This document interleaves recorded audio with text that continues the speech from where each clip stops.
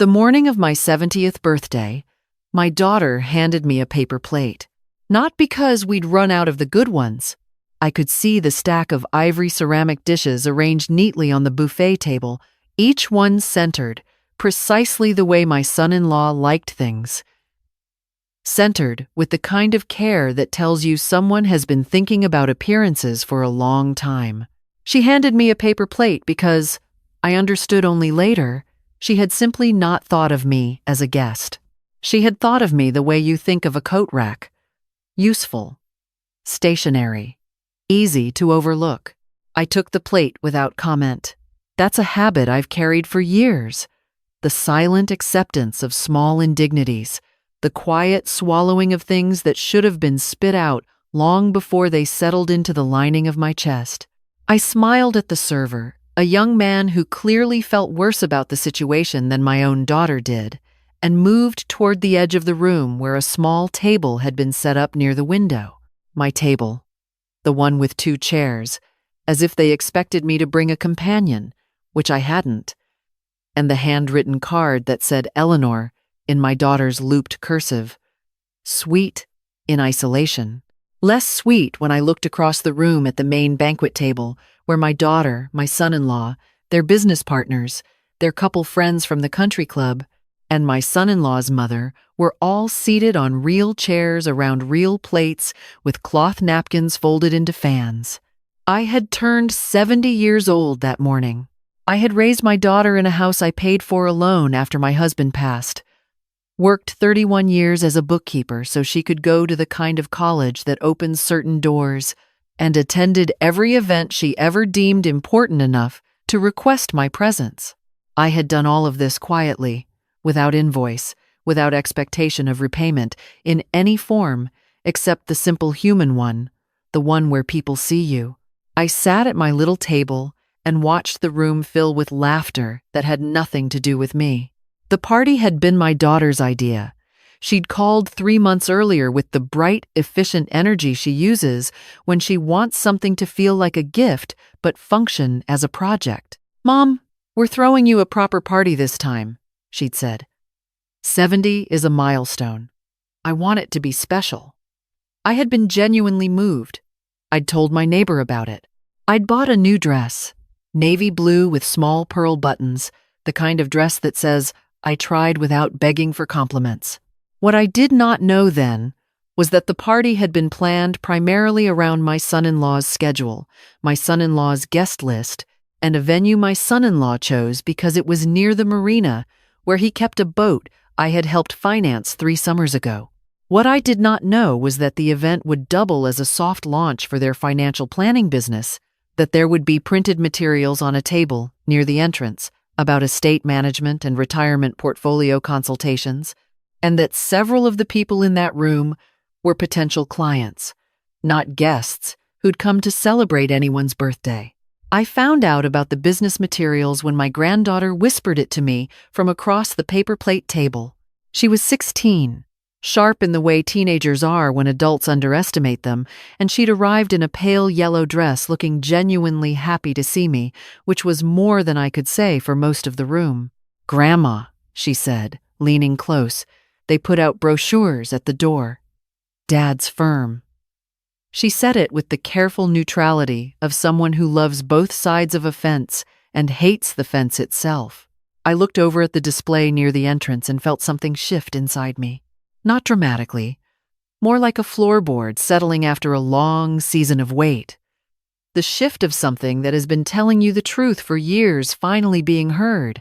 I ate what was on my paper plate.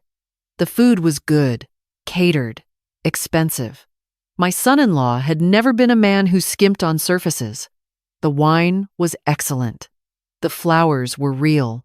Everything looked like love if you didn't stay long enough to check what was underneath. The toasts began at 7. My daughter stood first, glass raised, looking radiant in a red dress I'd never seen before. She spoke about milestones and gratitude and the importance of family. She mentioned her husband twice by name. She mentioned the business once. She mentioned her daughter Emma once, who beamed from across the room. She did not mention me by name at any point. At the end, Almost as an addition, she said, "And of course, to Mom, who's always been there." Glasses clinked. The moment passed like weather. My son-in-law spoke next. He was polished, the way men are when they've spent years being paid to be persuasive. He talked about legacy, about what it means to build something that lasts, about the responsibilities of this generation toward the next. It was a good speech. It was the speech of a man who had been rehearsing it for a different audience than me. I watched his face while he spoke. I had never entirely trusted him, not because he'd done anything obviously wrong, but because he had always looked at me the way certain people look at things they've already categorized. I was the mother-in-law, the woman who had the house on the lake, the woman who had the retirement accounts and the small but tidy investment portfolio my husband had left and I had carefully tended for 20 years. I was, in the language his business materials used, a high-value legacy asset. He did not mention me in his toast either. Emma caught my eye across the room. She gave me a look that was equal parts apology and love, the look of a teenager who sees exactly what is happening and cannot stop it. I gave her a small smile. I would not let her carry my weight. That was not hers to carry. After the toasts, my daughter appeared at my table briefly, refilling my glass with the ease of a hostess managing a room. "Good," I said. She was already looking past my shoulder at a couple who'd just arrived. She squeezed my hand without making eye contact and was gone. I stayed another hour. I smiled when smiled at. I accepted the birthday cake, which was beautiful. Chocolate ganache, 3 tiers, Eleanor written in gold across the top.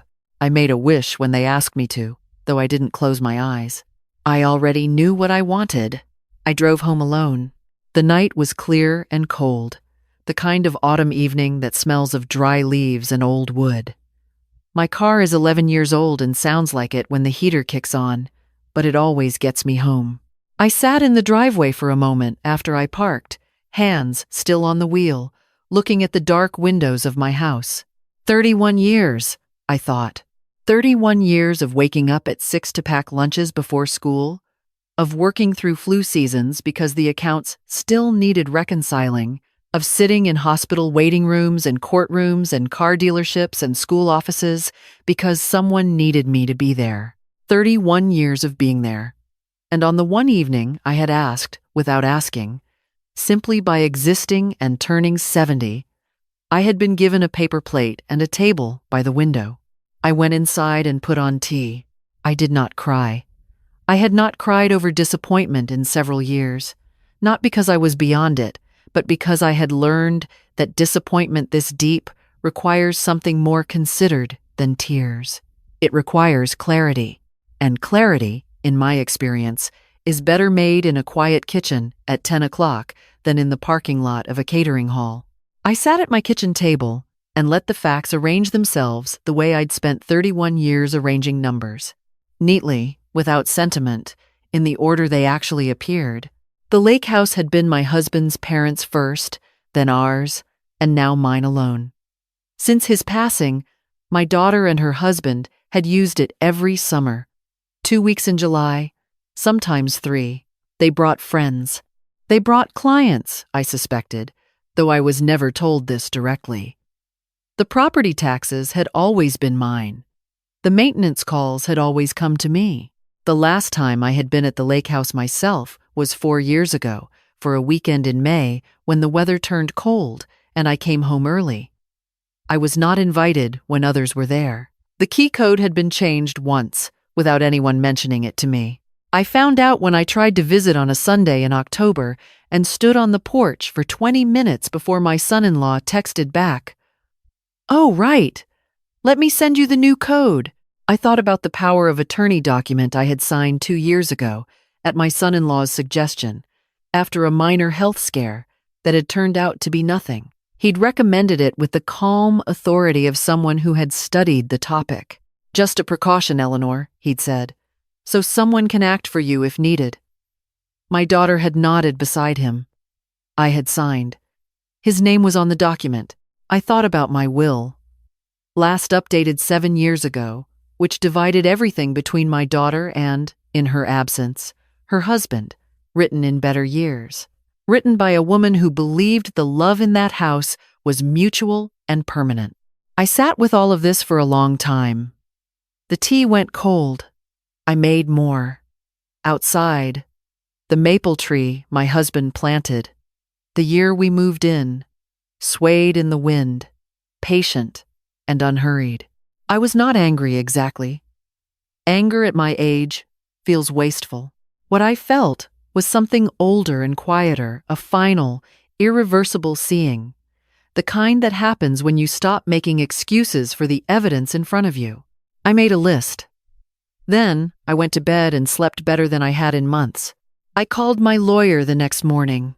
His name was Robert, a man in his late 60s who'd handled my affairs for years and always treated me with the direct, unhurried respect of someone who had long since stopped performing for anyone.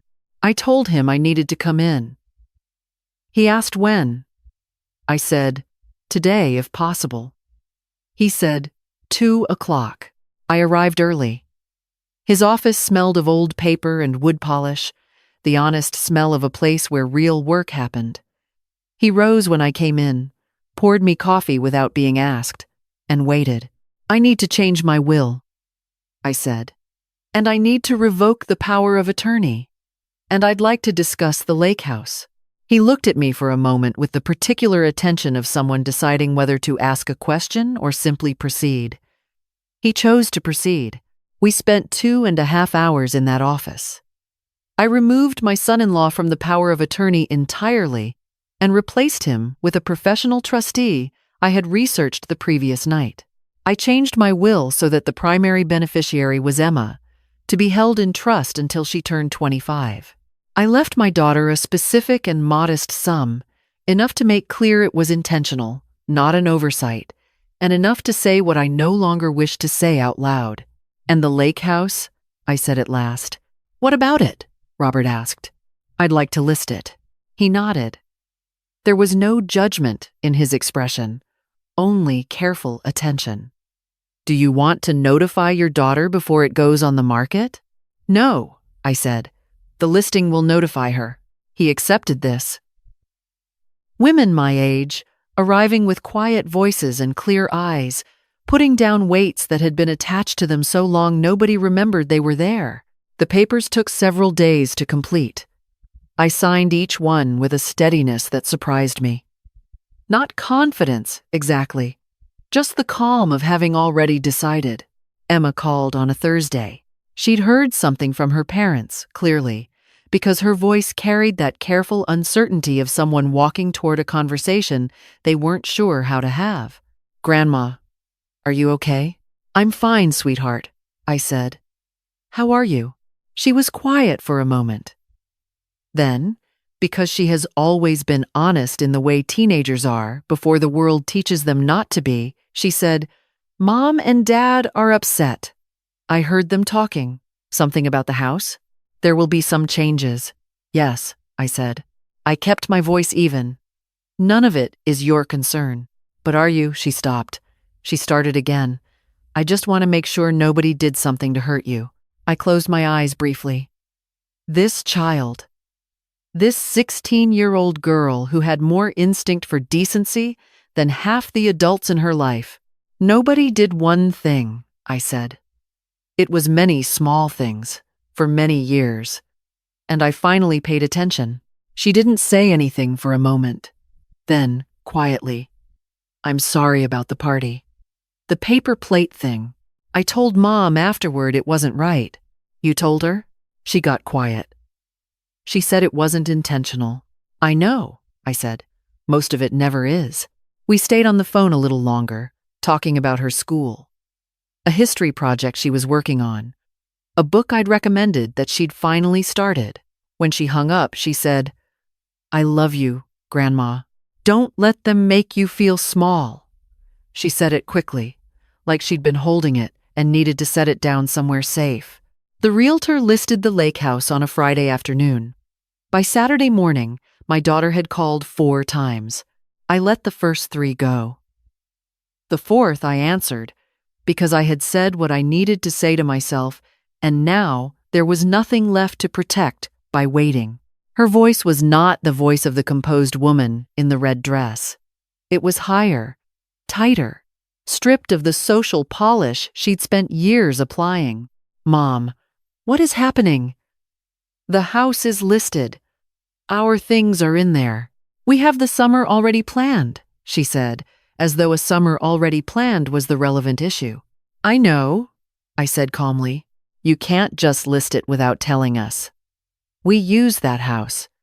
We've been using it for years. Our friends know about it. She was cycling, the way people do when they're trying to find the argument that will work and none of them are working. I know you've been using it, I said.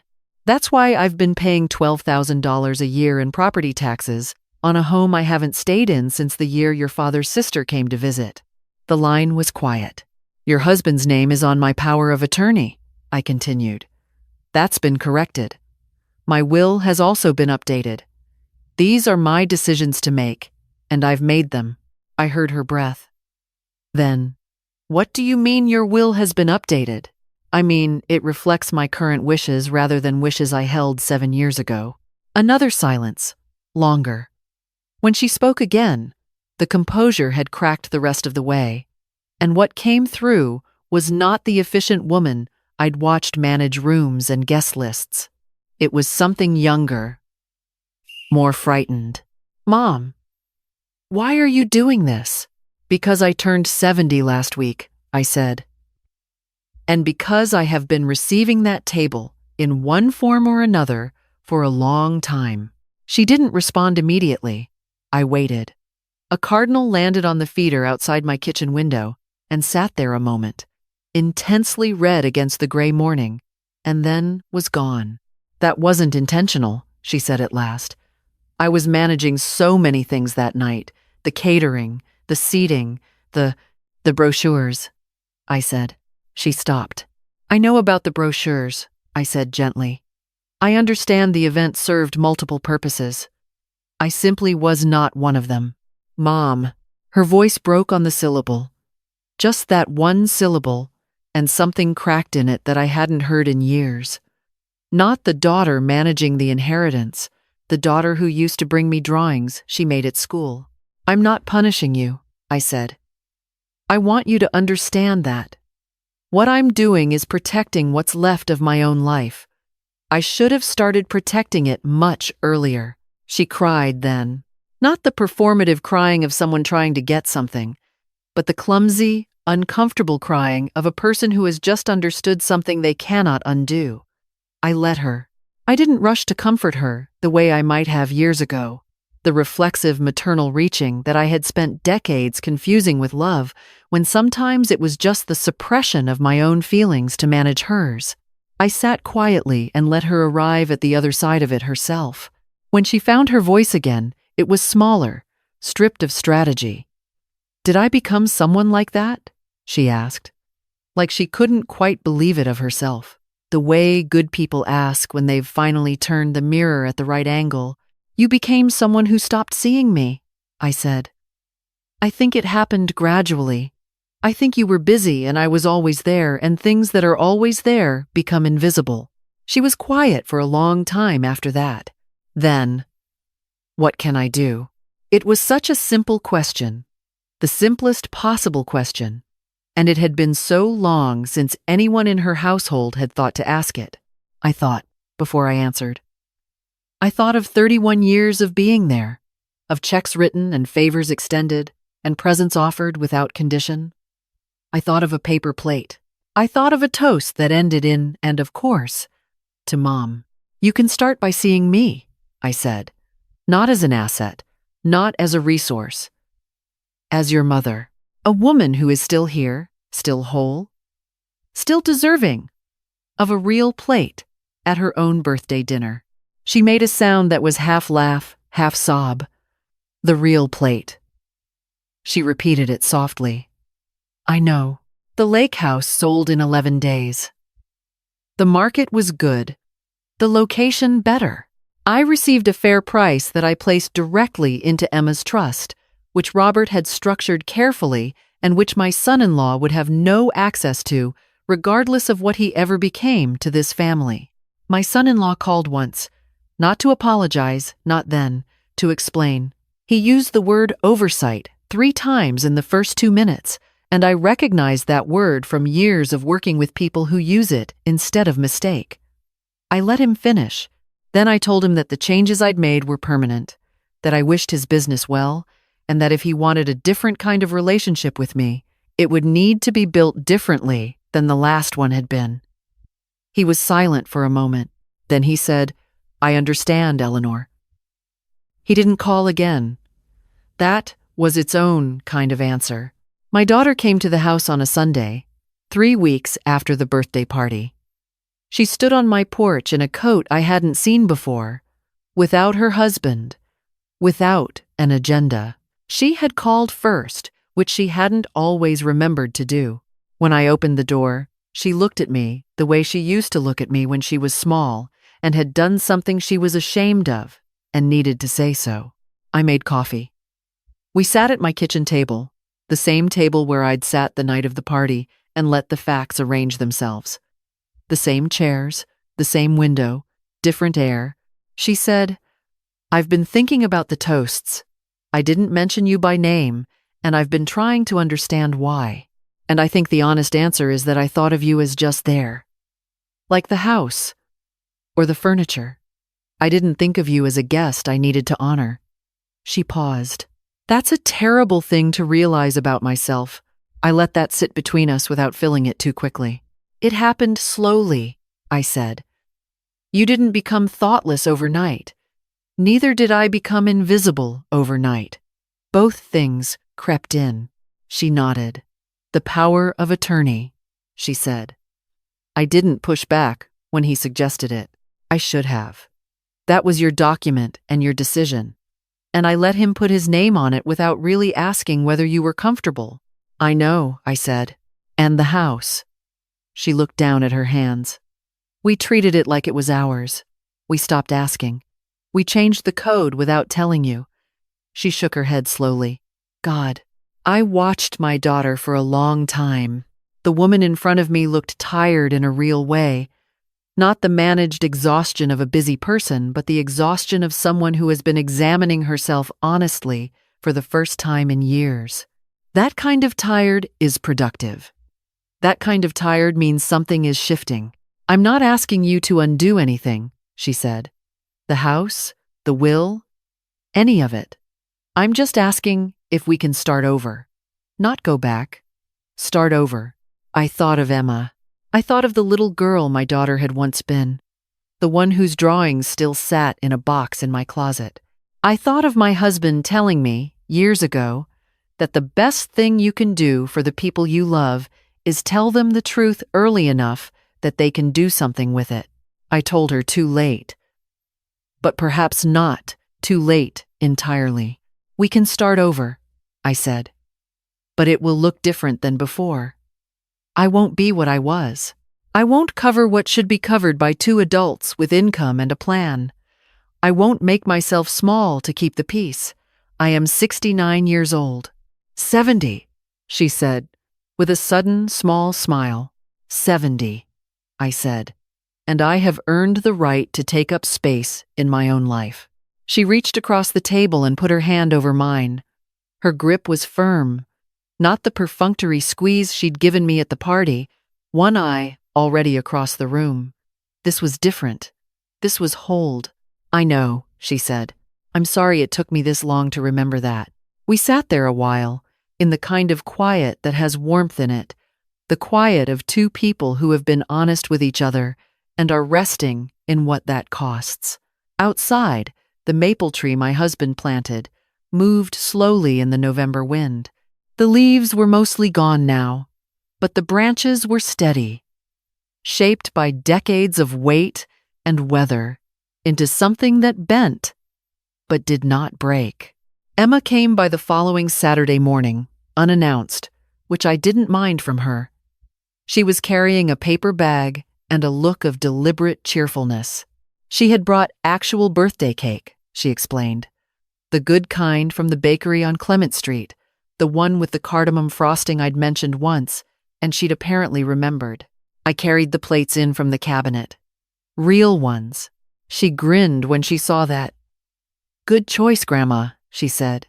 We ate cake at the kitchen table, and she told me about the history paper she'd finished, a first-place finish in her school competition, and a boy she may or may not have liked, but certainly wasn't going to admit to. I listened to all of it with the full, unrushed attention of someone who has recently recovered something she didn't realize she'd been missing. The simple pleasure of a morning with no agenda, a table that had room enough for both of us, no paper plates, no small chairs by the window, just two people who saw each other clearly, speaking without performance. She helped me with the dishes afterward, which she always did, without being asked. While she dried a cup, she said, mostly to the counter, "Dad apologized to Mom last week. For a bunch of things. I heard part of it." She looked at me briefly. "I think it's starting to get through." I didn't say anything, but I was glad. I'm not naive enough to believe that one conversation, or one season, changes the architecture of how a family behaves.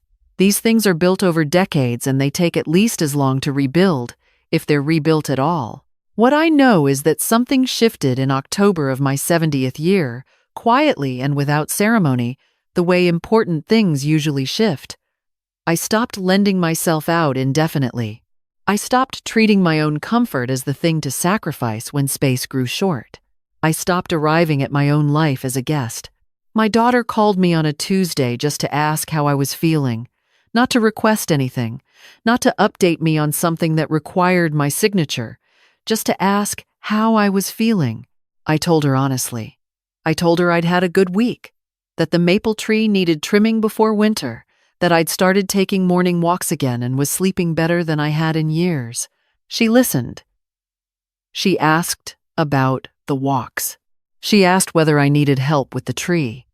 She did not make it about herself. It was a small conversation, entirely ordinary, and I held it afterward in my chest like something precious, the way you hold ordinary things when you finally understand how long you went without them. I am 70 years old. I have a house that is mine, a trust that will reach my granddaughter when she's old enough to use it wisely, a lawyer I trust, and a realtor who sends a card at Christmas. I have a kitchen table where the plates are always real, where the chair at the head is always mine, and where there is room, just enough room, for the people who remember to look at me when they walk in. That is not a small thing. For a woman my age, that is everything. If you have ever sat at the wrong table at your own dinner, if you have ever been thanked in passing, as an afterthought, as a courtesy extended to furniture, if you have ever written the check and then watched the room, forget you were holding the pen. Know this: you are allowed to pick up the pen again. You are allowed to rewrite what belongs to you. The people who love you will find their way to understanding. The ones who can't will find their way to the door. Either way, there will finally be room at the table for you, and I promise the plates will be real.